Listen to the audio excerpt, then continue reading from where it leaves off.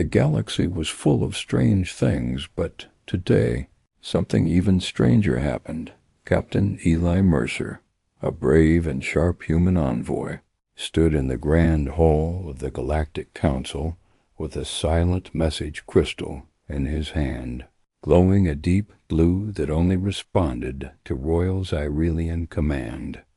The room, full of leaders from 50 alien species, fell into complete silence as the signal activated, and a hologram of the legendary alien queen Soria appeared, more beautiful and graceful than any had imagined, her silver-blue skin glowing softly and her eyes shimmering like deep oceans. And she spoke just one sentence. "Captain Eli Mercer, I invite you alone to my world. If you dare open the box I offer, I will be yours," then vanished, leaving the box's image suspended in the air for all to see, a smooth cube of radiant white, pulsing gently like a heartbeat. And though no one truly understood what she meant, everyone felt the weight of her words, for Queen Soria was not only powerful, but had never once spoken directly to anyone outside her race, let alone a human, and now she had called him only him, which made the other species whisper in confusion and fear. What did she want? Why now? And why Eli? But Eli said nothing, only nodded, his military coat fluttering as he turned and walked out of the council chamber, knowing in his gut that this was not a trick, but something far deeper, something that could change everything. 2 days later, his ship, the Starwind, broke through the colorful clouds above Xyrelia, a planet known for its floating gardens and impossible mountains. And as the ship landed near the royal palace that hovered just above a glowing lake, Eli stepped out into sweet air that carried music he could not hear but felt in his bones, guided silently by strange floating lights to a garden that seemed to be waiting only for him there. Surrounded by flowers that shifted color with the wind, stood the queen herself, real this time, not a hologram, tall and elegant, her long white dress moving like mist, and in her delicate hands she held the same glowing box from the message, now real, now in reach, and her voice was soft but steady as she said, "I offer you one chance. Captain, open this, and I will belong to you. But know that no one who touches this box leaves unchanged," and her smile, though warm, carried secrets behind it like shadows behind sunlight, making Eli feel like the whole galaxy was holding its breath. He looked at her, at the box, at the strange stars above that moved slower here than anywhere else, and suddenly nothing in the universe seemed more important than the decision he was about to make. Yet still he hesitated because the box was humming now like it recognized him, like it was waiting too, and though his hand reached toward it, his fingers stopped just inches from its surface, frozen not by fear, but by the strange calm he felt inside. A quiet voice that told him this was not just a challenge, it was a door, and behind it waited a truth that might not only change his fate, but the fate of every living being who ever looked up at the stars and wondered what love, power, or destiny truly meant. Eli stood in the garden with his hand still hanging in the air, the glowing box just inches away, but something in his heart warned him to wait. So he slowly pulled his fingers back and looked at Queen Soria, whose smile did not fade, but deepened with a quiet understanding, and without a word, she turned and walked through an arch made of light, her steps soft and soundless, and Eli followed her into the palace, where walls shimmered like water and every hallway curved like a gentle wave. The silence inside felt thick, not empty, as if the air itself was holding its voice, and as they reached a wide room filled with floating crystals, she finally spoke again, her voice low and calm, saying, "You did well not to touch the box." Yet many would have opened it for pride or desire, but the box responds only to truth, and with a wave of her hand, the box appeared again, now resting on a stand of golden vines that moved like they were alive. Eli stepped closer and asked what was inside, but Surya gave no clear answer, only saying, "The box holds a piece of my soul, but it also holds a test only one, with a heart strong enough to carry pain and joy, both can unlock it." And as she spoke, the box began to hum louder, a soft whisper filling the room. And Eli could swear he heard voices, not just random sounds, but his own name being called, sometimes in fear, sometimes in wonder, and even once in a voice that sounded like his late sister's long gone from earth, and the moment made his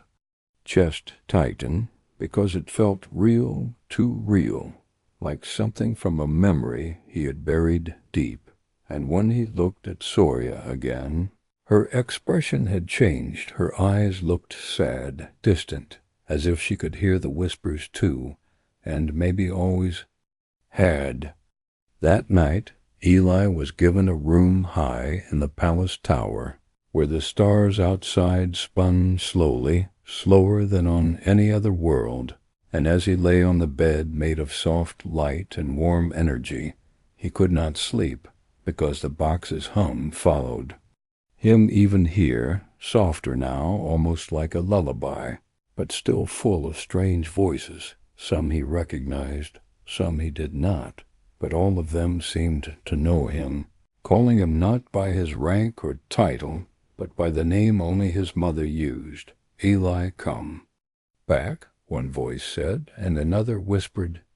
"You are the key." And another simply cried, and it shook him more than he wanted to admit. In the morning, Queen Surya met him again in the garden, the box resting on a marble table surrounded by singing flowers, and she allowed him to ask her 3 questions, saying that the box would not open without a connection between their truths. Eli asked the first, "Who were you before you became queen?" And Surya answered that she was born different, born with emotions in a world where feeling was seen as a weakness, raised in silence, but always dreaming of music and laughter, and when her powers grew, the elders gave her the crown to keep her away from others, hoping her feelings would die in duty, but they never did. Then Eli asked the second, "Why do you want me?" And she answered, "Because you carry your pain with honor, not hatred, and because your people choose love even when it hurts."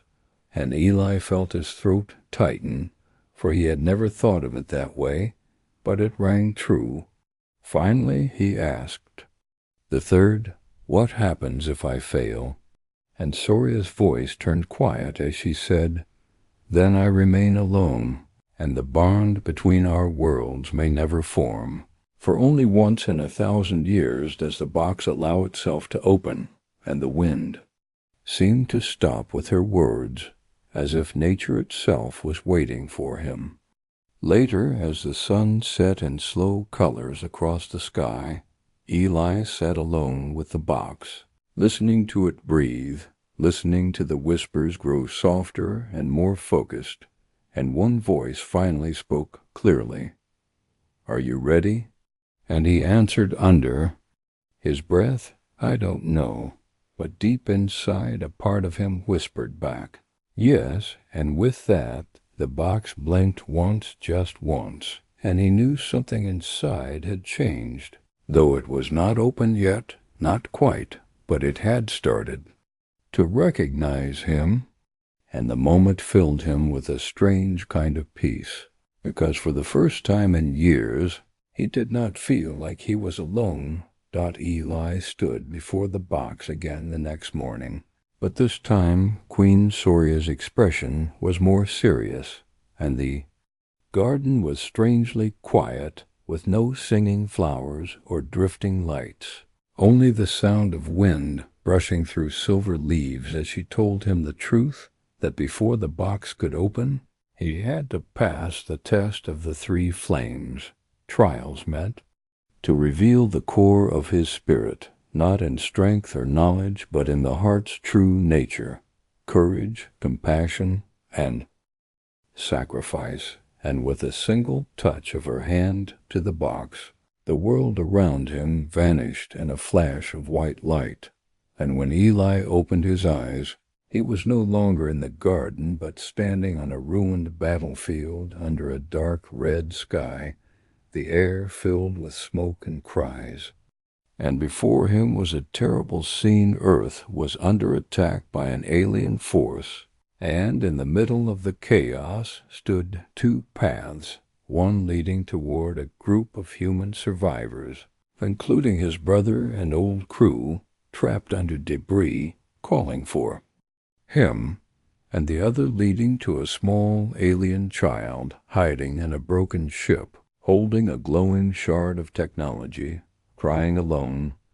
and a voice echoed through the sky saying, "One leads to your past, the other to a future unknown," and though his heart screamed for his brother, Eli looked into the eyes of the alien child and saw something there, hope, fear, and knowledge, and made his choice, pulling the child into his arms and running as explosions shook the ground, knowing he could not save both, but believing this: one life might save many more some day. And just as fire closed in, the world blinked out again. Now he stood in a quiet room, not of war but of memory, and he realized this was Mars Station Theta, where he once fought in a war years ago, and across the room was a younger version of himself holding a weapon at a wounded enemy soldier. Finger on the trigger, anger burning in his chest, and this memory was real. He had spared that enemy, though everyone called him a fool for it. And now, in this second flame, he had to relive that moment, not as memory but as choice, with the voice saying, "Would you still choose mercy if no one remembered?" And Eli walked to his younger self, touched his shoulder, and whispered, "Let him go," and watched as the soldier dropped the weapon, the enemy limping away, and the scene faded, replaced by stars once more. Now the final test came, and Eli found himself back in the Cyrilian palace, but this time he saw Queen Soria ahead, standing by the box, smiling softly, and as he walked toward her, a gate of golden light appeared beside them, wide open, and a voice said, "Walk through, and you will be free. Return home, carry honor, and never feel pain again. But to open the box, you must walk away and never look back." And Eli understood this was the test of sacrifice, the hardest one, not of body, but of heart, for he had grown to care for the queen, to feel the pull of something more than duty. But he also knew this was bigger than him, that the bond she offered was not a reward, but a weight, a connection that would demand everything he was. And so, with one long breath, he turned his back to her and began to walk away, each step heavier than the last, until behind him the gate vanished and the box flared with light, pulling him back into the garden where Queen Soria waited with tears in her eyes. For he had passed the 3 flames, and the box no longer hummed. It sang, its glow steady, its voice quiet, but warm, and in that moment Eli knew the trials were not about proving he was worthy. They were about proving he was real. The garden was quiet as Eli stood before the box once more, the final glow pulsing from within like a soft heartbeat, and Queen Soria, standing beside him, said nothing now, her face calm but her eyes filled with a strange light, and the air around them felt different, as if the stars themselves had drawn closer to watch.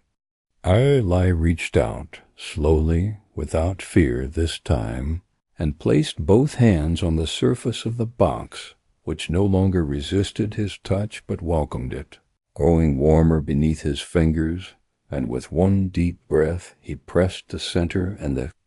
box opened, not with a loud sound or bright flash, but with a gentle sigh, like a long-held breath being released after years of silence. And inside was no treasure or weapon, but something far more powerful, a crystal heart, glowing faintly with two colors, blue like the oceans of earth, and silver like the skies of Xyrelia, beating slowly, not with sound but with feeling, and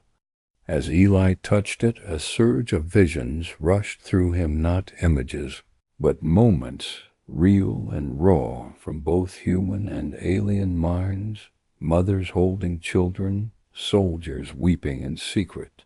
lovers parting at dawn, children learning to walk, and even the queen herself, sitting alone in a great hall, day after day, heart full of emotions her people did not understand. And suddenly Eli knew this was not just her soul, it was the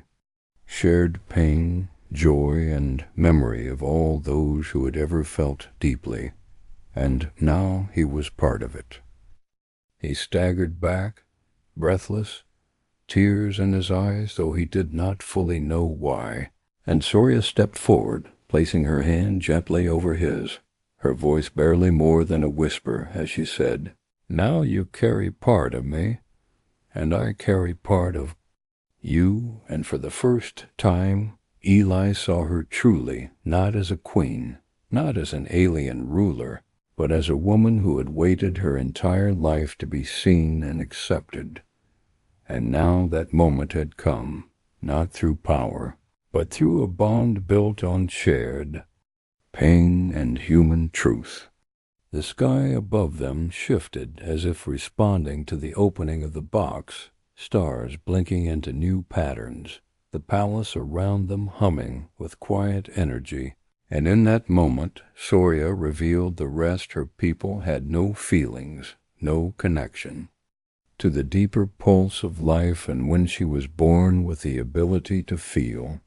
they saw it as a flaw, but also a danger, so they locked her away, gave her the crown, and told her to stay distant, to protect their way. Yet she believed emotions were not weakness, but a bridge, and she created the box to find someone from another world who could complete that bridge, someone whose heart could hold joy and sorrow at once without being broken, and that someone had turned out to be human. Eli listened, his chest tight with emotion, not because he was being praised, but because for once, being human, flawed, emotional, messy, was the very thing that had saved something greater than himself. The bond now pulsed between them, invisible but real, and around them the world felt different, as if their connection had changed not just them, but the very space they stood in. And for a moment Eli wondered what it would mean going forward, how two souls from different stars could walk together into the unknown. But when he looked at her and saw not fear, but hope, he knew they would find a way, because sometimes all it took to start a new chapter in the galaxy was a single act of trust, a single box opened not out of greed or glory, but out of a deep and simple belief that hearts, no matter how different, could beat as one. The next day, as the twin suns of Xyrelia rose over the crystal palace, the soft peace that had filled the garden vanished, replaced by a storm of voices, for the Galactic Council had arrived in force, their ships darkening the skies and their leaders demanding answers, frightened by the ancient power the Queen had unlocked through the human captain. Word had spread quickly that the box of Soya had been opened for the first time in over 1,000 years, and that a human had touched the Queen's soul, something no other being had ever done, and now the council feared what this bond meant, not only for the balance of power but for the future of every species in the galaxy. So they summoned Queen Soria to appear before them and explain her actions, and Eli, though told to remain behind, followed in secret, watching from the high balcony of the great hall as she stood alone before the assembled leaders, proud and still, with the open box hovering beside her like a quiet witness to the truth. The room buzzed with tension as one alien after another questioned her, accused her, warned her, some saying she had betrayed tradition, others fearing that her emotions would corrupt her people, and a few even calling for her to step down. But she said nothing until they were done, and then, in the calm that followed, she raised her hand, and the entire hall went silent. Her voice was soft but filled with strength as she said, "You fear what you do not understand, but what I have done is not for power, not for love alone, but for the survival of feeling itself. My people were made to live without emotion,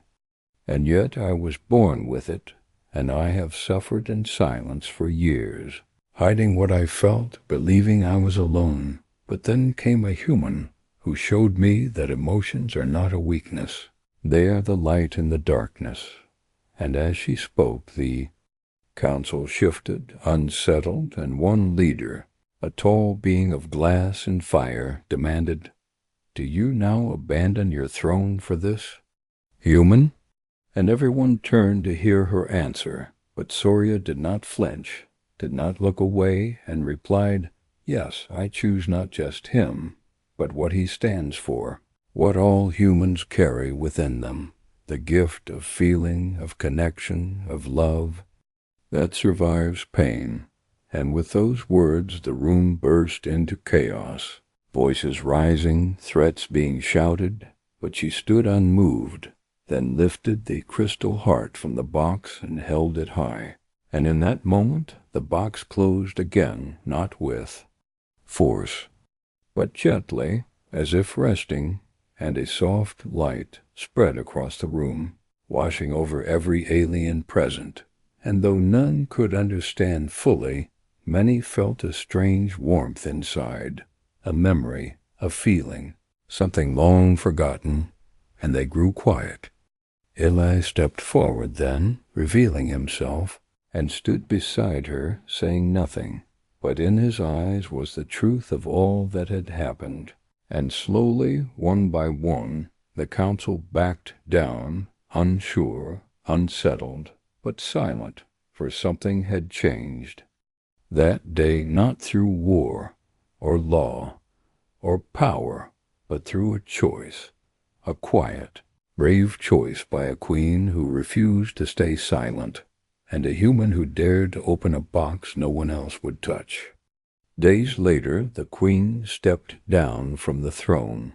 not in shame, but in peace, choosing a new path, walking beside Aele into a future that neither of them could see clearly, but both believed in with all their hearts. And as they left the palace, hand in hand, a small child ran to the center of the garden, the child of a Xyrelian and a human diplomat, holding the box now sealed again, its glow calm and steady, and the child looked up at the stars and smiled, for in her hands was not just a relic, but a promise, one that said no matter how far apart we are, the heart will always find a way,